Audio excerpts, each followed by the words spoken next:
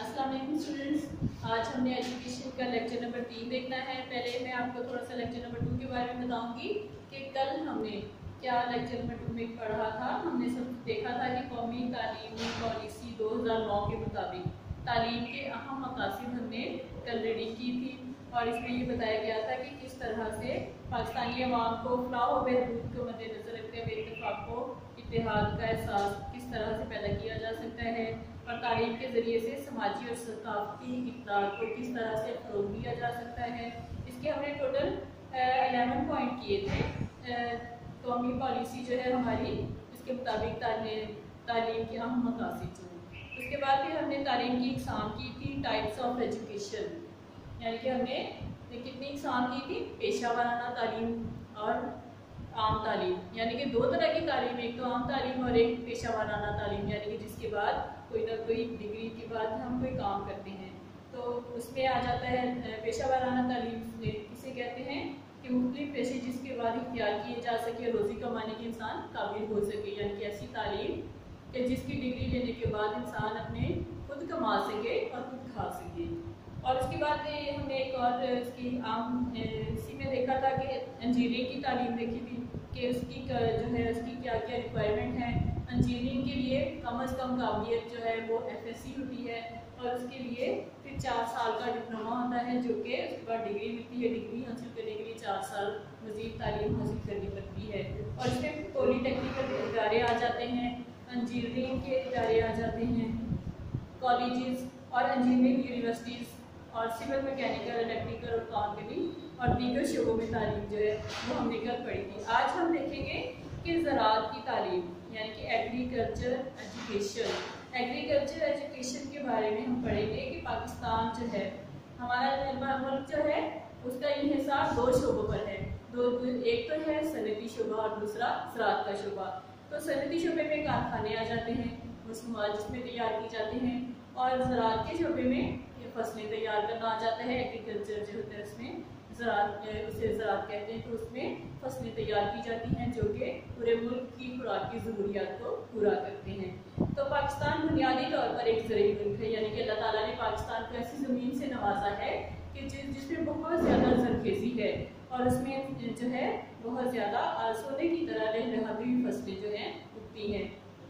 मुल्क की बेशतर आबादी देहात में है। हमारे मुल्क का जो 70% हिस्सा है वो देहात में है, जिनका पेशा खेती बाड़ी है, यानी कि देहात में रहने वाले लोग जो हैं वो खेती बाड़ी करते हैं, यानी कि फसलें उगाते हैं। फसलों की काश्त और खेती बाड़ी के बहुत पुराने तरीके इस्तेमाल किए जाते थे, यानी कि अब साइंस की तरक्की से पहले जो ज़राअत के तरीके थे वो बहुत ही पुराने थे और उसमें बैल के ज़रिए हल चलाया जाता था। बैलों के ज़रिए ही कुएं से पानी निकाल के फिर फसलों को पानी दिया जाता था और इसके अलावा गंदम निकालना पौधों से उसको भी हाथों से ही किया जाता था, यानी कि मशीनरी का इस्तेमाल बहुत कम होता था, बल्कि था ही नहीं, बल्कि सारा काम हाथ से किया जाता था, जिसकी वजह से ज़मीनों की बहुत कम पैदावार हासिल होती थी और ऐसे में वक्त भी ज़्यादा लगता था और उसके लिए पैदावार जो थी वो भी कम हासिल होती थी। हुकूमत ने ज़राअत की तरक्की के लिए मुख्तलिफ सतह के इदारे और यूनिवर्सिटियाँ कायम कर दी। अब हुकूमत ने क्या किया कि हुकूमत ने इसके एग्रीकल्चर के बारे में यूनिवर्सिटीज़ कायम कर दी और बहुत ज़्यादा मुख्तलिफ सतह पर इदारे बना दिए ताकि उसमें तालीम हासिल करें जिन्होंने खेती बाड़ी का काम करना है, जिनकी ज़मीनें हैं, उन्होंने अपनी ज़मीनों से पैदावार हासिल करनी है। तो उसको जब वो तालीम उसके बारे में हासिल करेंगे तो उनको पता होगा, उनको वाक़फ़ियत होगी कि हमने किस तरह के बीज इख्तियार जो है वो फसलों के लिए हम इंतखाब करेंगे और ऐसे बीजों से हमें ज़्यादा पैदावार हासिल होगी और किस तरह ज़मीन को हम तैयार करेंगे कि उसमें पैदावार जो है वो बहुत ज़्यादा हासिल होगी। तो इस तरह इसके ज़रिए यानी कि ये इसकी कैसी खाद इस्तेमाल की जाएगी, कैसी यानी कि पौधों को बीमारियों से बचाने के लिए, वायरस से बचाने के लिए, क्योंकि पौधों पर भी कीड़े और वायरस हमला कर देते हैं, तो उससे बचाने के लिए उनको स्प्रे की ज़रूरत होती है। तो इस तरह मुख्तलिफ तरीके जो हैं वो अपना के और पैदावार जो है बेहतर तरीके से हासिल की जा सकती है। पहले ज़माने में क्या होता था, इन चीज़ों की वाक़फ़ियत नहीं थी, तो फसलें जो थी कभी उनको यानी कि कीड़े खा जाते थे या फिर वायरस खा जाते थे, वायरस के ज़रिए उनकी जो थी पैदावार कम हो जाती थी। यानी कि पौधे ज़्यादा जब नशोनुमा नहीं पाएंगे तो उनमें फल भी वैसा ही लगेगा। तो इस तरह से यानी कि अब जो है हुकूमत ने क्या किया है उसके लिए कि इदारे बना दिए हैं, यूनिवर्सिटीज़ कायम कर दी हैं, जिसमें तालीम हासिल करने के बाद एक ज़िम्मेदार जो है वो बहुत आला पैदावार अपनी ज़मीन से हासिल कर सकता है। फिर उसके बाद है मेडिकल की तालीम, मेडिकल एजुकेशन, यानी कि इंसानी सेहत को कायम रखने के लिए मेडिकल की तालीम बहुत ज़रूरी है। यानी कि इंसान ज़ाहिर है जो दुनिया में आया है उस पर बीमारी कोई ना कोई आया, बीमारी तो घेरे ही रखती है और उसके इलाज के लिए डॉक्टर के पास जाना पड़ता है। और डॉक्टर जो है वो कोई ऐसे ही कोई इलाज नहीं कर देता जब तक कि उसके पास कोई डिग्री ना हो, उसको कोई इसके बारे में इल्म ना हो कि मैंने किस दवाई के ज़रिए किस बीमारी का इलाज करना है। तो इसके लिए इंसानी सेहत को कायम रखने के लिए फिर मेडिकल की तालीम को बहुत ज़रूरी करार दिया गया है। इंसानी जान और सेहत हर माशरे में अपनी बहुत अहमियत दी जाती है, यानी कि इंसान की जान और उसकी सेहत को तकरीबन हर माशरे में ही बहुत ज़्यादा अहमियत दी जाती है। हर इंसान को अपनी ज़िंदगी में इलाज की ज़रूरत पेश आती है। अब एक तो कोई नहीं कह सकता कि मैं बहुत एहतियात करता हूँ, मैं बहुत अच्छी खुराक इस्तेमाल करता हूँ, मैं अपने आप को बिल्कुल फिट रखता हूँ तो मुझे कोई बीमारी नहीं होगी। ये तो कभी भी इंसान को बीमारी घेर सकती है। तो इसके लिए पाकिस्तान में इस ज़रूरत को पूरा करने के लिए हुकूमत ने आला सतह के मेडिकल कॉलेज और यूनिवर्सिटियाँ कायम की हैं।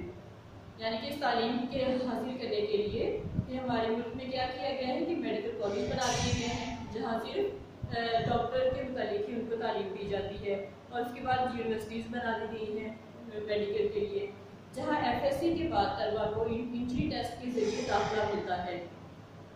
अब किसी का इलाज करना, अब अगर किसी को सही तरीके से नहीं पता होगा तो वो किसी का इलाज गलत दवाई से कर दे तो उसकी जान को खतरा हो सकता है। लेकिन अगर वो सही तालीम हासिल करेगा तो अपने यानी कि अच्छे तरीके से उसको पता होगा कि किस बीमारी के लिए मैंने क्या मरीज़ को दवाई देनी है, तो वो उसी के मुताबिक इलाज करेगा। तो इसलिए यानी कि ये तभी मुमकिन है जबकि मेडिकल की तालीम हासिल की जाए। और इसके लिए क्या होता है कि FSC के बाद यानी कि साइंस के लिए FSC की जाती है, उसके बाद फिर एक एंट्री टेस्ट होता है, उसके बाद उसको जो है दाखिला दिया जाता है। यानी कि अगर वो तालीम इस काबिल है कि वो डॉक्टर बन सके, वो इस टेस्ट को अगर पास कर लेता है तो फिर उसको दाखिला मिल जाता है। नर्सिंग और अस्पतालों में काम करने वाले दूसरे अमले की तरबियत के लिए भी इदारे कायम किए जा चुके हैं। ये सिर्फ डॉक्टर्स के लिए नहीं बल्कि नर्सिंग और अस्पताल में मेडिकल डिपार्टमेंट से और जो और भी ताल्लुक़ रखने वाले लोग हैं तमाम अमले के लिए जो है इदारे कायम किए जा चुके हैं। फिर उसके बाद है कानून की तालीम, लॉ एजुकेशन। अब हमारे मुल्क में ये तकरीबन हर मुल्क में अदालतें होती हैं, वकील होते हैं, जजेस होते हैं, तो ये सारे कानून की तालीम में आ जाते हैं। यानी कि कानून की तालीम हासिल करने के बाद फिर उनका उनका मुकाम होता है, यानी कि वो जो है या तो जज बनते हैं या फिर वकील बन जाते हैं। दुनिया के तमाम मुल्क अमन और सलामती कायम रखने और अपने शहरियों के दरमियान अदल इंसाफ के लिए कवानीन बनाते हैं। इसके लिए कानून की तालीम लाजमी है। अब कानून हर कोई इसका फैसला तो नहीं कर सकता कि अदल इंसाफ किस तरह कायम करना है। अगर किसी के पास कानून की तालीम होगी, उसको उसके बारे में नॉलेज होगी तो ही वो ये फैसला कर सकेगा। इसके लिए कानून की तालीम लाजमी करार दे दी गई। पाकिस्तान में जज और वकील बनने के लिए LLB होना ज़रूरी है, यानी कि LLB की डिग्री अगर होगी तो जज और वकील तभी बन सकते हैं। कानून की तालीम के इदारों में ग्रेजुएट तलबा को दाखिला दिया जाता है, यानी कि ग्रेजुएशन के बाद जो है LLB करना लाजमी होता है।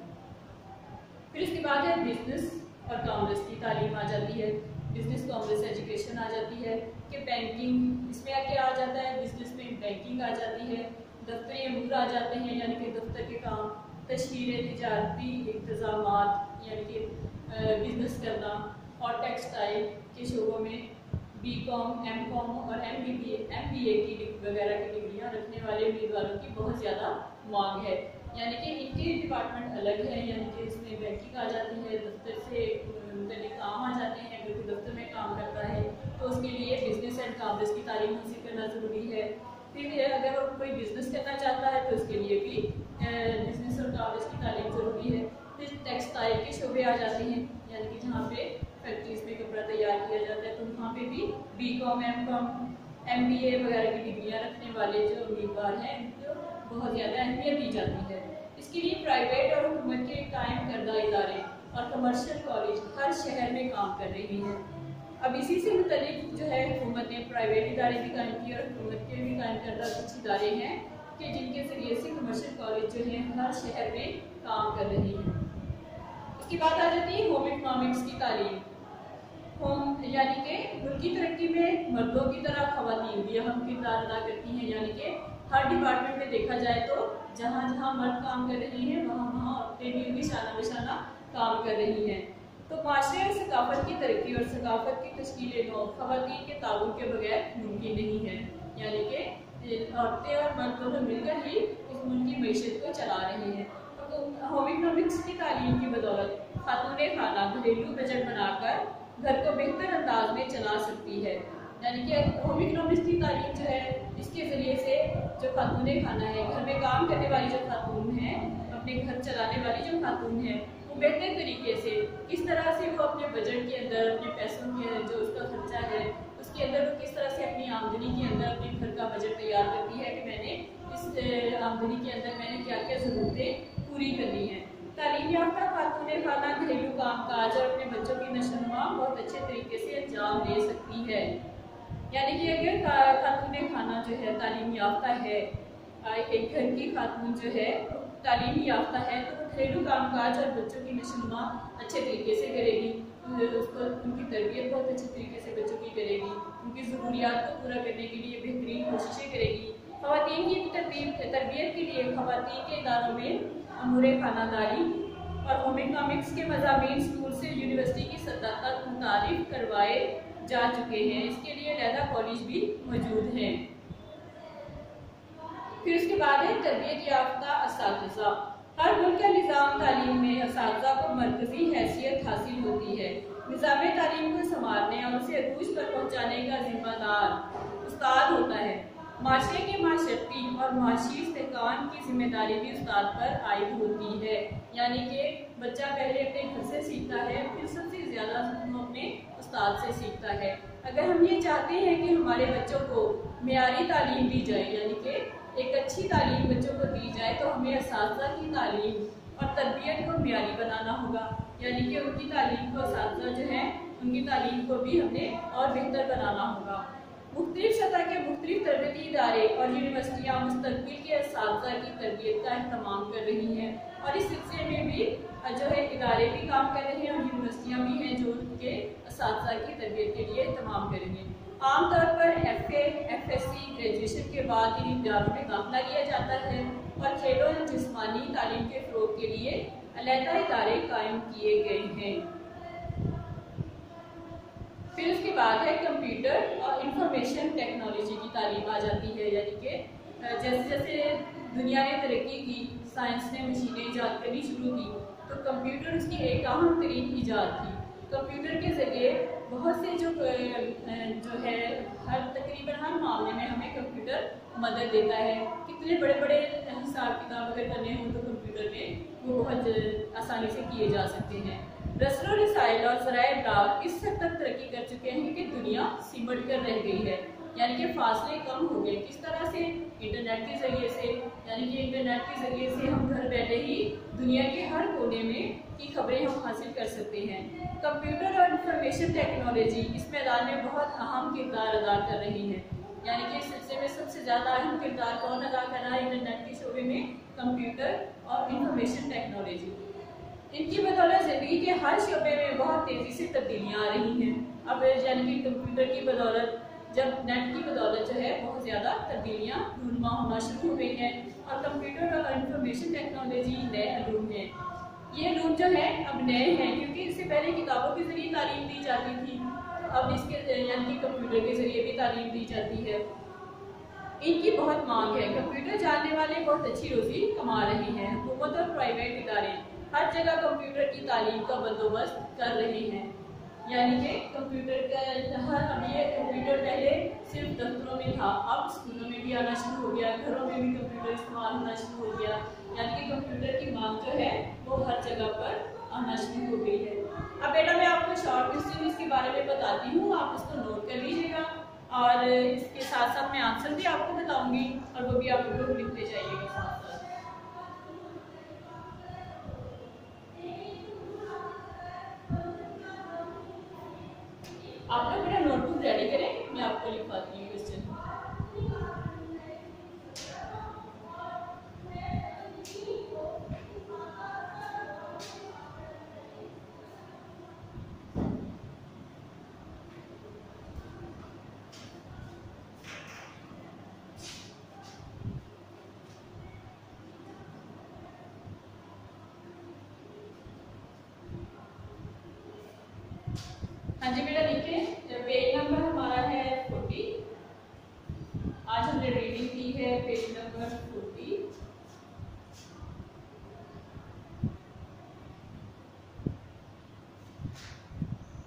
Page number 41।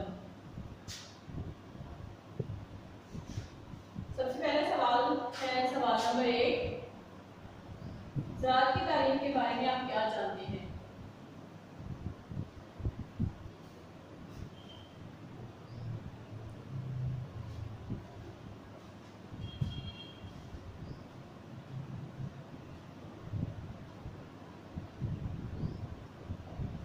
इसका जवाब इसमें आ जाएगा, ज़राअत के पैराग्राफ में आ जाएगा। जो टॉपिक दिया है ज़राअत की तालीम पाकिस्तान बुनियादी तौर पर यहाँ से लेकर और यूनिवर्सिटियाँ कायम करती हैं, यहाँ तक इसका आंसर आ जाएगा। सवाल नंबर 2 है, मेडिकल की तालीम इंसानी सेहत को बरकरार रखने के लिए किस तरह की तालीम की जरूरत है? इंसानी सेहत को बरकरार रखने के लिए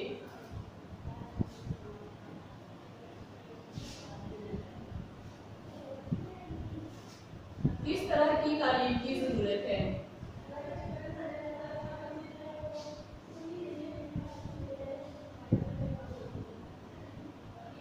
इसका जवाब इसमें आ जाएगा, मेडिकल की तालीम जो है, ये वाला पैराग्राफ आ जाएगा, इंसानी सेहत को कायम रखने के लिए यहाँ से लेकर और इदारे कायम किए जा चुके हैं, यहाँ तक सवाल नंबर 2 का जवाब आ जाएगा। उसके बाद है सवाल नंबर 3, कानून की तालीम से क्या मुराद है?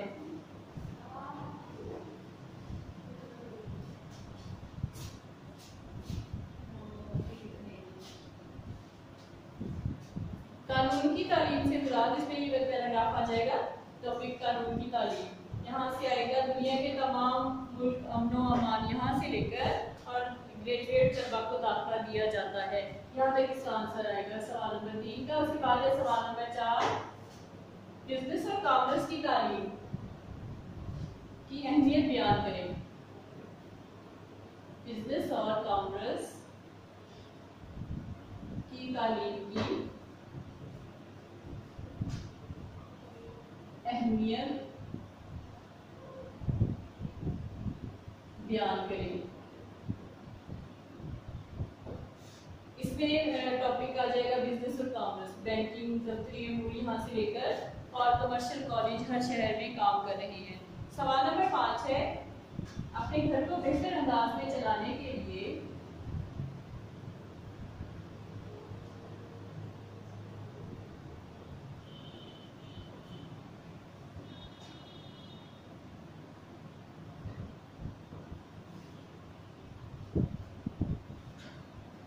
खातूने खाना के लिए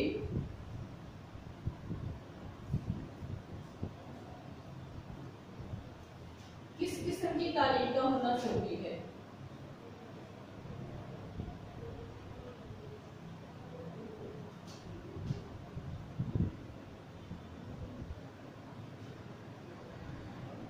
इसका जवाब इसमें आ जाएगा, होम इकोनॉमिक्स की तालीम के पैराग्राफ में मुल्क की तरक्की यहाँ से लेकर और नॉलेज मौजूद है, यहाँ तक आ जाएगा। अब इसके बाद है सवाल नंबर 6, निज़ाम तालीम को संवारने के लिए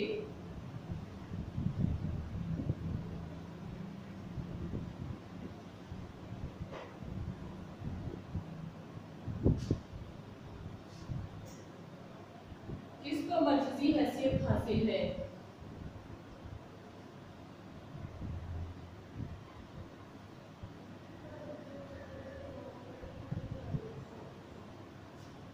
इसका जवाब आ जाएगा, तरबियत असातिज़ा, यानी कि हर मुल्क के निज़ाम तालीम में असातिज़ा को मर्कजी हैसियत हासिल है और नेक्स्ट पेज पे है, मुस्तक़बिल में असातिज़ा की तरबियत का एहतमाम कर रही है, यहाँ तक आ जाएगा। सवाल नंबर 7 है, नए लोग कौन से हैं?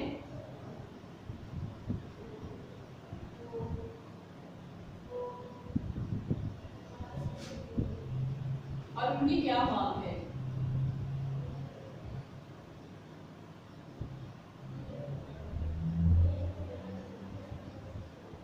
इसमें कंप्यूटर का पैराग्राफ आ जाएगा, यहाँ से लेकर और हर जगह कंप्यूटर की तालीम का बंदोबस्त कर रहे हैं।